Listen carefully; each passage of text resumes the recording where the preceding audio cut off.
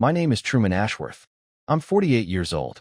My ex-wife's number came up on my phone after 10 years of silence, and I sat in my truck in a grocery store parking lot for 6 full minutes before I answered it. 10 years. Not a while, not a long time. 10 years exactly, since the week I found out she'd spent the better part of 2 years with a man who lived 2 houses down from ours, a man I'd waved to at the mailbox more times than I want to count. I thought answering that call would be the hardest part of my week. I was wrong, because when I finally picked up, Dana didn't open with an apology or small talk, or anything I'd half-rehearsed a response to over a decade of not thinking about her. She opened by telling me Gordon was dead, and that she needed to tell me something before she heard it from someone else first. But here's what I didn't know yet. Sitting in that parking lot with a bag of groceries slowly warming in the passenger seat, whatever she was about to tell me wasn't really about Gordon at all. I didn't know it then, but that 6-minute phone call was going to be the first of several conversations that spring. Conversations that would force me to go back and look, honestly, at a decade-old story I told myself was long since finished. 12 years married, and for most of them, I believed we were good, genuinely, not the way people say it out of habit. Dana and I met at 26, both broke, both working too much, and there was a stretch in our early 30s, right after Casey was born, that I still think about with something close to tenderness even now. She used to leave notes in my lunch bag. Small things. I kept some of them for longer than I probably should have after everything fell apart. I started my property management company the year Casey turned 5, and it consumed me in the particular way that starting something from nothing consumes a person. 16-hour days, weekends spent chasing contractors, dinners eaten standing up at the kitchen counter, because sitting down felt like wasted time. I told myself I was building something for both of them. I didn't clock, or didn't let myself clock, how much of Dana's daily life had quietly become just her and Casey, alone in a house I mostly came home to sleep in. Gordon and his wife moved in 2 doors down the summer Casey started first grade. Nice guy, from what I remember, helped me get my mower running once, brought over a casserole when Casey had her tonsils out. I never once thought about him beyond that. I had no reason to. That's the part that still sits strangely with me. Even now, I wasn't naive because I ignored red flags. I was naive because there weren't any I was paying close enough attention to notice. I found out the way people usually do in these stories, not through some dramatic discovery, but through my brother, Elliot, who'd apparently known for months and finally couldn't carry it anymore. He told me over beers on my back porch, on a Tuesday in June, voice low like he was confessing something himself. "I should have told you sooner," he said. I didn't know how. I remember exactly how still I went. I didn't yell. I didn't throw anything. I sat there with a beer going warm in my hand and asked him, quietly, how long? And he said he thought at least a year, maybe closer to 2, and something in my chest went cold in a way I'd never felt before.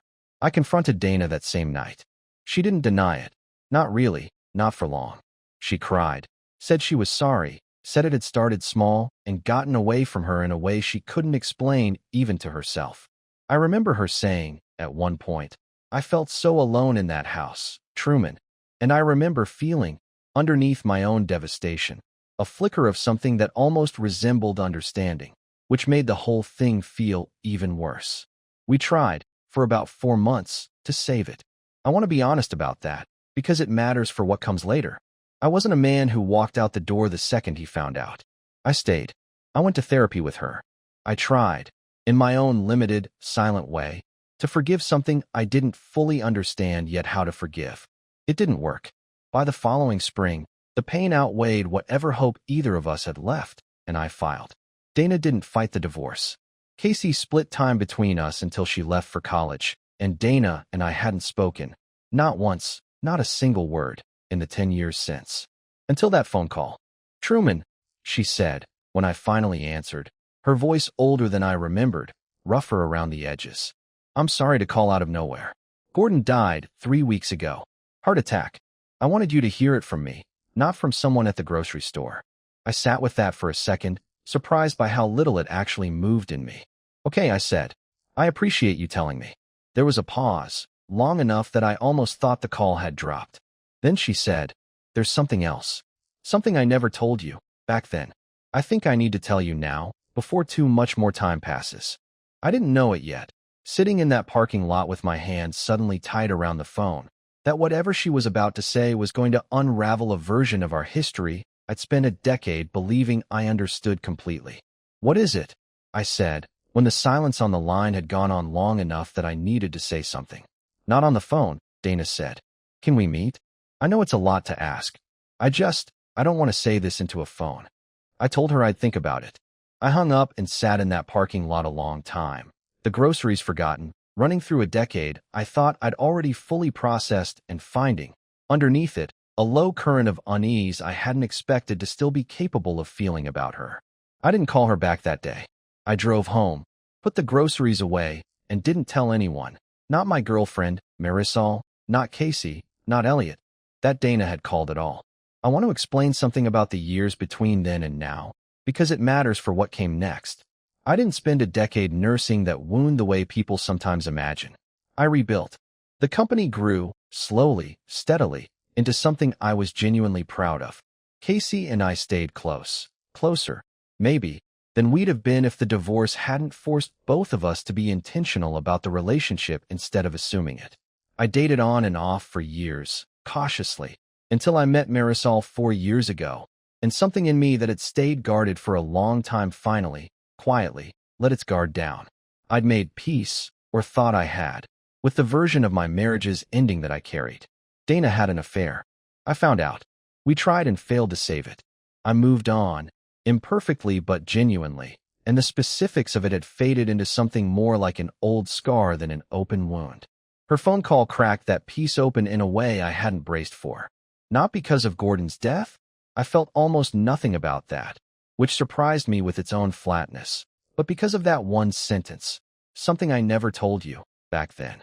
I ran through possibilities for 2 days without meaning to. Had it started earlier than I knew? Had there been more than one? Had Casey somehow been involved in something I never understood? None of the possibilities I built felt right, and none of them felt like nothing, either. I told Marisol on the third night, mostly because the not telling had started to feel like its own small lie, and I didn't want to build anything with her the way I'd built things with Dana, quietly, without saying the hard thing out loud. She listened carefully, the way she does, and asked one question that landed harder than I expected. "Do you want to know? Or do you feel like you're supposed to want to know?" I sat with that for a while. "I don't know," I admitted. I thought I was past needing anything else from her. "Maybe you are," Marisol said. "Or maybe there's a difference between being past the pain and being past the truth. You can be finished with one and still not have the other." That distinction sat with me for days afterward, longer than I expected a single sentence to. I called Casey next, mostly out of instinct, though I kept the details vague, just that her mother had reached out, that Gordon had died, that Dana wanted to talk about something from years ago. Casey, 19 now and sharper about these things than I probably was at her age, went quiet on the line for a moment. "Do you think it's about me?" she asked, and something in her voice made clear she'd carried some version of that question longer than I'd realized. "I don't think so," I said, though I honestly didn't know. "Why would you think that?" "I don't know," she said. "I just remember." This is going to sound weird. I remember Mom crying in the bathroom sometimes, back then, when she thought I wasn't around. Like, a lot. More than just, the divorce stuff later. I always wondered if there was something else going on that nobody told me. I hadn't known that. 10 years.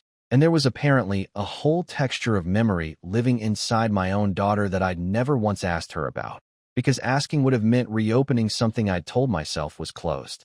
I agreed to meet Dana the following week, at a coffee shop neither of us had any history with, neutral ground neither of our current lives touched. I told myself I was doing it for information, for closure, for Casey's unanswered question, if nothing else. I'm not sure, looking back, that any of those reasons were the real one. I think some part of me had never actually finished the conversation that ended 12 years of marriage, and some part of me wanted to. The days leading up to it were strange in a way I hadn't expected, not painful exactly, but unsettled, the specific discomfort of a closed door creaking slightly open after a decade of believing it was sealed. I found myself, at odd moments, thinking about Dana in ways I hadn't in years. Not with longing, not exactly, but with something closer to curiosity about a person I'd once known better than anyone and now genuinely didn't know at all. Marisol offered to come with me. I told her no, gently, that this was something I needed to do alone, and she understood that in the way she understands most things about me, without needing it explained further. I arrived at the coffee shop 10 minutes early and sat with my hands wrapped around a cup I didn't really want, watching the door. When Dana walked in, I almost didn't recognize her for a half second. Grayer, thinner in the face, dressed plainly in a way that Dana, I remembered, never used to dress. 10 years does that. I imagine I looked just as different to her. She sat down across from me, and for a moment neither of us said anything. The specific awkwardness of two people who used to share a bed, now unsure how to share a small cafe table. "Thank you for coming," she said finally. "You said there was something you needed to tell me." I said, "So tell me."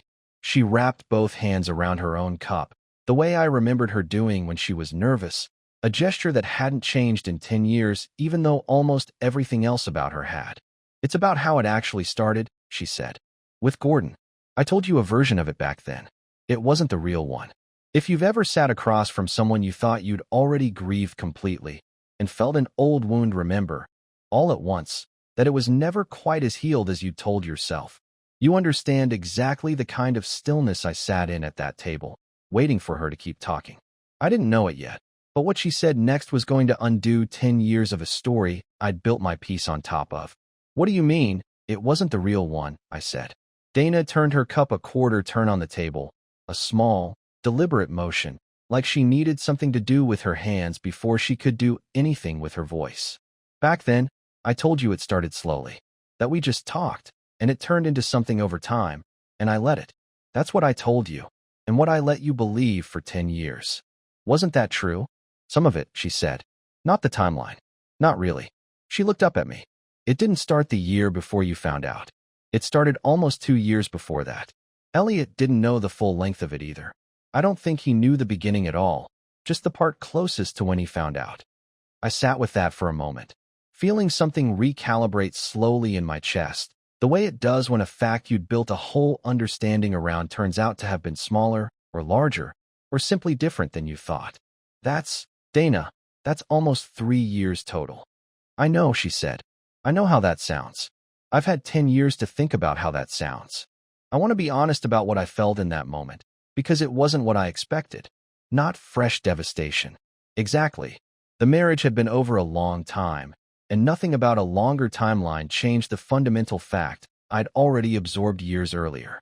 What I felt instead was something closer to disorientation, like a photograph I'd been looking at for a decade had just been revealed to have an entirely different picture underneath it.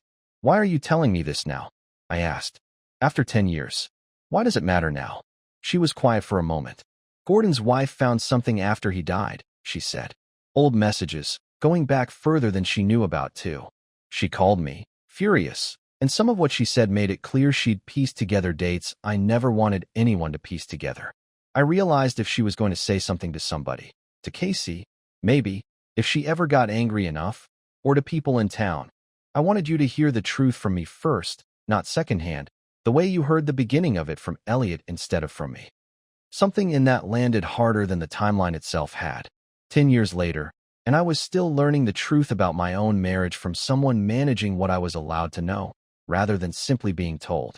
She told me, much later that same conversation, what those early years had actually felt like from her side. This is what she said, sitting across that cafe table, trying to make me understand something she said she'd never fully explained even to herself. "I need you to understand it didn't start as anything.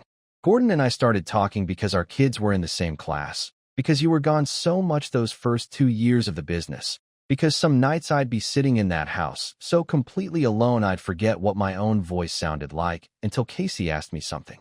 It became a habit before it became anything else. Coffee some mornings after drop-off, just talking.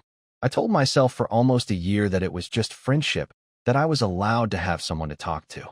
By the time it became something else, I'd already built a year of telling myself it was nothing, and it was so much harder to call it what it was once it actually became that.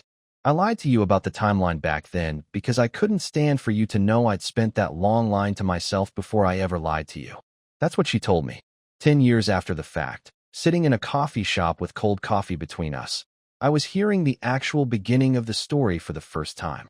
"Does Casey know any of this?" I asked, once I'd found something like a steady voice again. "No. Dana said quickly. God, no. I never wanted her to know any specifics. Truman, I need to ask you something, and I know I don't have any right to ask it. Ask it anyway. Do you think you could ever actually forgive me? Not for Casey's sake, not to make things easier. For real. I've never actually asked you that directly. I don't think I let myself, back then, because I was too ashamed to hear the answer. I sat with that question longer than I expected to need to. 10 years of believing I'd already answered it, and finding, now, that I genuinely wasn't sure. I don't know. I said, finally, honestly. I thought I had. I thought I'd made peace with all of it a long time ago. Sitting here now, I'm not entirely sure what I feel.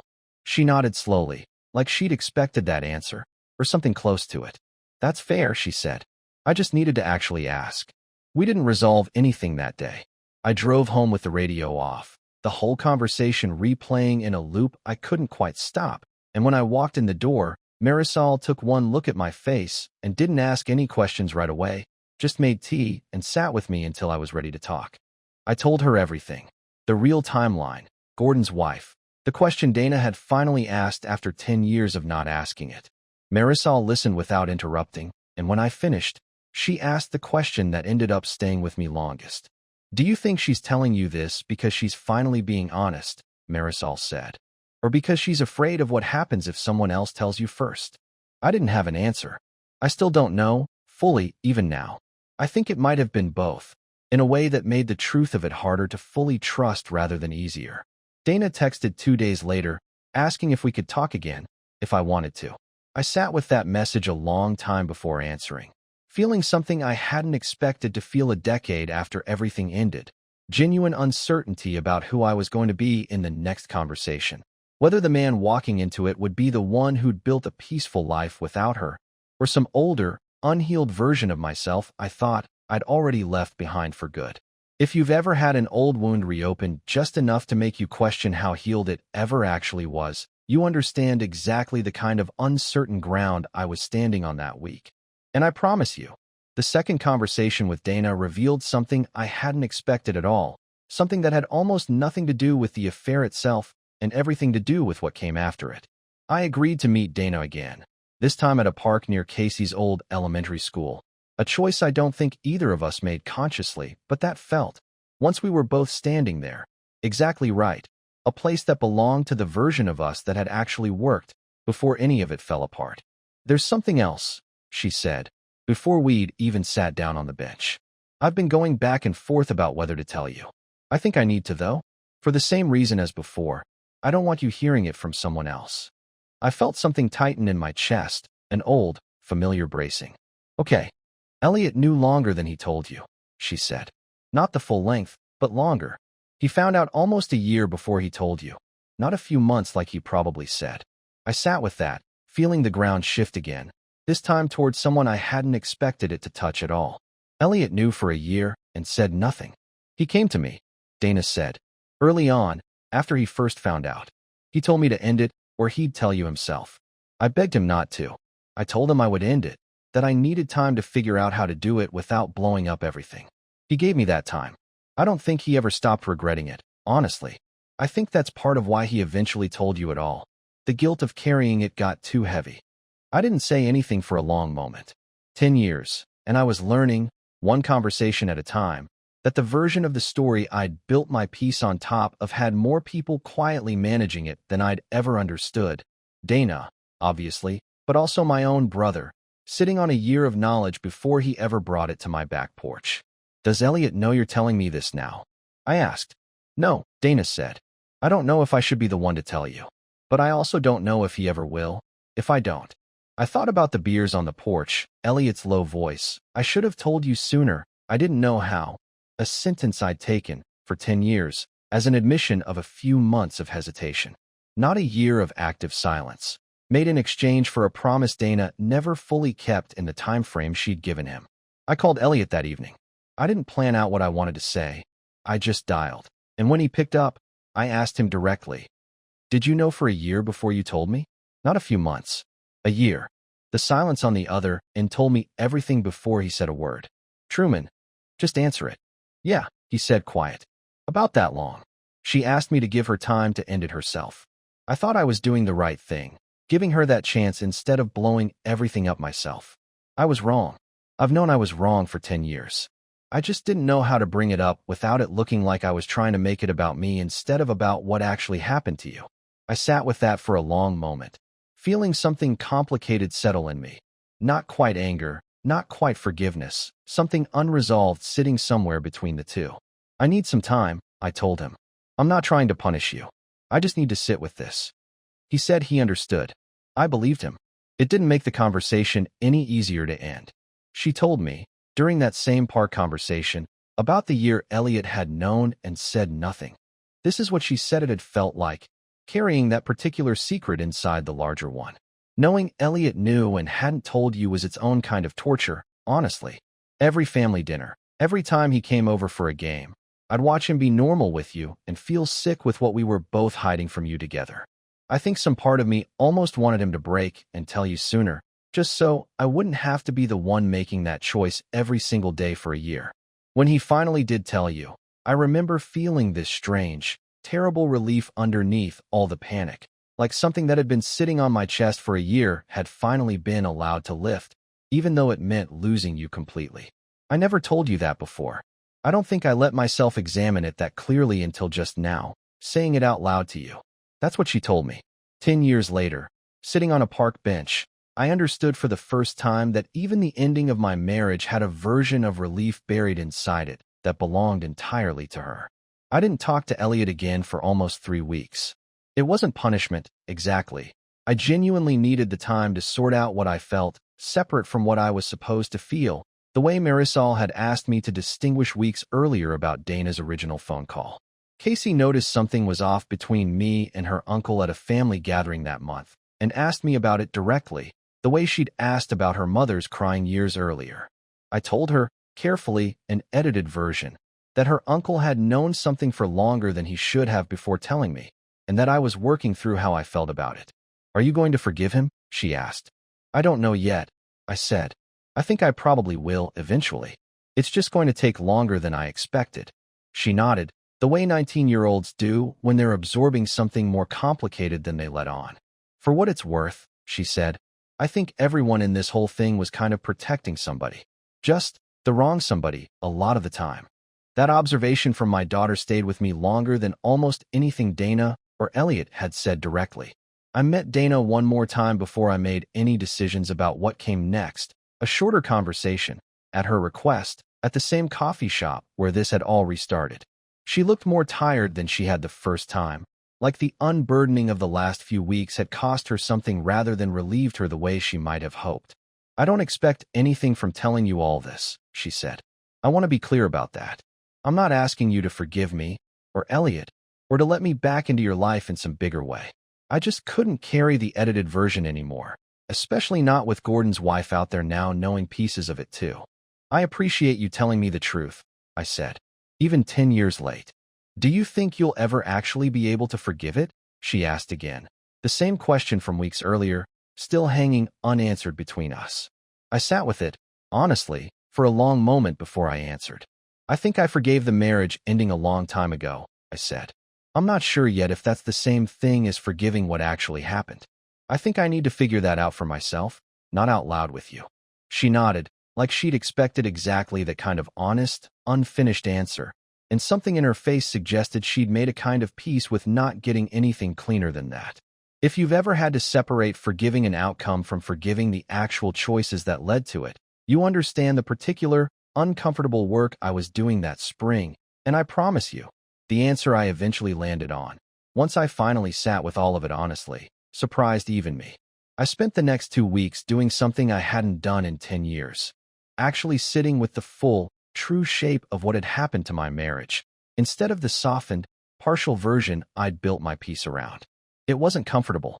Some nights I lay awake the way I had a decade earlier, running through timelines, except this time the timeline was longer and involved my own brother, and there was no fresh devastation to blame it on, just the slow, quiet work of actually processing something I'd told myself was already finished.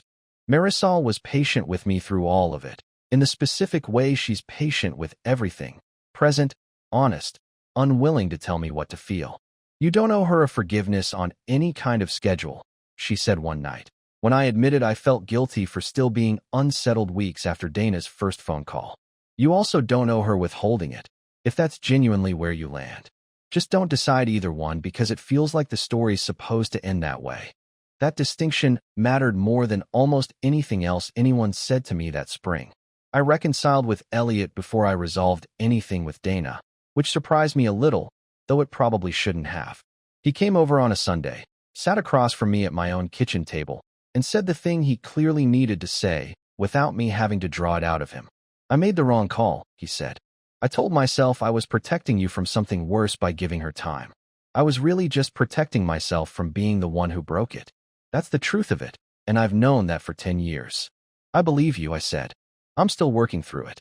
But I believe you. We didn't hug it out dramatically or pretend it was instantly fine. We sat there a while, mostly quiet, and by the time he left, something between us had settled into something more honest than it had been in a decade, not fully repaired, but real in a way the unspoken version never had been. Dana called one more time, in early June, and asked if we could talk in person, one final time, to actually close whatever this reopened chapter had been. I agreed, and we met, again, at that same park bench near Casey's old school. She looked steadier than she had at either of our previous meetings, like she'd spent the intervening weeks doing her own version of the work I'd been doing. I wanted to say this clearly, in person, she said.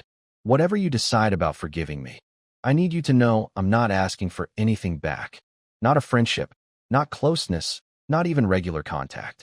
I just needed you to have the truth, finally, all of it, instead of the version I gave you because it was easier for me to say. I looked at her for a long moment. This woman I'd once known better than anyone, who I now genuinely didn't recognize in certain ways, gray-haired and tired, and, for the first time in the entire decade I'd known her, entirely honest with me. I tried, for a long time, I said finally. Back then, I want you to know that. I went to therapy with you. I wanted it to work, even after Elliot told me. I think some part of me never fully understood why it didn't, until this spring, when I finally had the actual timeline instead of the shortened one. And now, she asked. I don't think I can get all the way to forgiveness, I said. Not the kind where it stops mattering, where I look back and feel nothing. I don't think that's coming, and I've stopped waiting for it to. Her face didn't collapse the way I half expected it to. She just nodded slowly, like she'd already made peace with that possibility before she'd even asked the question. But I don't think I'm carrying it the way I was 10 years ago either, I continued. I think what actually happened this spring is I stopped believing I needed a clean, resolved feeling about any of it to move forward. I think I can hold both, genuinely glad my life turned out the way it did, and genuinely still hurt by what actually happened, without needing one to cancel out the other. That's more honest than most people manage, Dana said quietly. I think, if I'm being fair to myself, that's about as much as I actually hoped for. I didn't come to you expecting forgiveness. I think I came because I was tired of the lie being smaller than the truth. We sat there a while longer, not saying much, the specific quiet of two people who'd spent 12 years married and 10 years apart, finally arriving at something that felt less like an ending and more like an accurate accounting. How's Gordon's wife doing? I asked, mostly because I realized I'd never actually asked. Not great, Dana said. She's angry, and she has every right to be. I don't think that part of this is finished for her, or for me either, honestly. I think I'll be answering for some version of this for a long time. For what it's worth, I said, I don't think you needed to protect me from the real timeline. I think I could have handled it back then too, if you trusted me with it. I know, she said. I think that's the part I'm most sorry for now. Not just what happened, but how long I kept managing what you were allowed to know about it. Even now, even telling you the truth felt like something I did on my own terms and timeline, not yours. That admission, more than almost anything else she'd said across all 3 conversations, felt like the truest thing she'd told me. We didn't hug goodbye. We didn't promise to stay in touch. I think we both understood, without needing to say it, that this had been its own kind of ending. Not the marriage, which had ended a decade earlier, but the unfinished, softened version of the story I'd been carrying since. I drove home slower than usual that evening, taking the long way past our old street out of something I couldn't fully name. Not nostalgia, exactly, More like a need to see the physical geography of the whole thing one more time before I let it settle into the past for good. Gordon's old house had new owners now, a basketball hoop in the driveway, toys scattered across the lawn. It didn't do anything to me, seeing it. That, more than anything, told me something had actually shifted. If you've ever had to accept that closure doesn't always arrive as a clean, resolved feeling, sometimes it just arrives as the honest shape of something you can finally see clearly. You understand exactly where I was, driving home that evening. And I promise you, what I understood about myself in the weeks that followed had almost nothing to do with Dana at all, and everything to do with who I'd actually become in the 10 years since. Dana and I didn't speak again after that park bench conversation, not because either of us was angry, but because we'd both, finally, said the only things that needed saying. She texted once, a few weeks later, a short message letting me know Gordon's wife had decided not to pursue anything publicly, that whatever fallout was still happening was staying contained to the people who already knew. I thanked her for telling me and didn't respond beyond that. It felt like the right, quiet place to leave it. Elliot and I spent that summer slowly rebuilding something steadier than what we'd had before, not because the wound was fully healed, but because we'd finally talked about it honestly instead of living around it for a decade. He came to Casey's college send-off dinner that August, and it felt, for the first time in years, like he actually belonged in the room instead of performing belonging the way I think he'd been doing since that porch conversation 12 years earlier. Casey, for her part, seemed lighter once she understood the broader shape of what had happened, even in the careful, edited version I gave her. I always felt like there was a version of the story nobody was telling me, she said, the week before she left for school. I don't need all the details. I just needed to know I wasn't imagining that something bigger had been going on. I told her she hadn't been imagining anything. That felt like the truest thing I could give her. I want to be honest about what I didn't get from that spring, because I think it matters as much as what I did. I didn't get a clean, movie version forgiveness, the kind where you look back at the worst thing that ever happened to you and genuinely feel nothing anymore. I don't think that's coming, and I've made a real peace with that not coming. What I got instead was something more honest, an accurate understanding of what actually happened to my marriage, delivered 10 years late by a woman who'd finally gotten tired of managing a smaller version of her own truth. I could have stayed angry about the delay, about the extra 3 years I didn't know about Elliot's silent year, about a decade of believing a shortened story was the whole one. I thought about staying angry, actually, more than once that summer. I chose not to, in the end, not because Dana or Elliot had earned some clean absolution, but because I realized the anger belonged to a version of my life that had already ended a long time ago, and I didn't want to carry it into the one I'd actually built since. Marisol and I got married that October, a small ceremony, just close family and a handful of friends, Casey standing up with me instead of a formal best man. Elliot was there too, sitting in the second row, and when I caught his eye during the vows, there was something steady in his face that hadn't been there in years. Not guilt anymore, just presence. I didn't think about Dana much that day, which felt, in its own quiet way, like the actual proof that something had genuinely resolved that spring, more than any conversation on any park bench could have proven on its own. I still run the company, bigger now than I ever expected it to get when I was working those 16-hour days back, when Dana and I were still married. Marisol and I bought a house on the other side of town from our old street, not out of avoidance, just because it made sense for both our lives now. Casey calls most weekends from school, and some nights, after Marisol's asleep, I sit out on the back porch for a while. The same kind of quiet evening where Elliot first told me the truth 12 years ago, except now the silence just feels like silence, not like something waiting to break.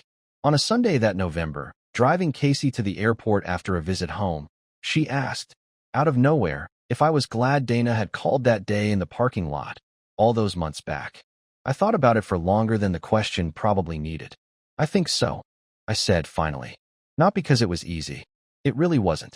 But I think I understand my own life better now than I did before she called. And that's worth something, even when the truth costs you something to hear. Casey nodded, watching the road for a while before she spoke again. For what it's worth, she said, I think you handled it better than most people would have. I didn't say anything to that. I just drove, grateful, in the particular quiet way you're grateful for the people who turned out okay despite everything that happened around them. That's my story. A phone call in a parking lot. A decade-old timeline finally told straight. A porch that stopped feeling like it was waiting for bad news. Thank you for staying with me through all of it. If any part of this felt familiar, an old truth arriving later than it should have, a forgiveness that never quite finished but stopped needing to, I'd genuinely like to hear about it. Tell me in the comments. I read every one. See you in the next story.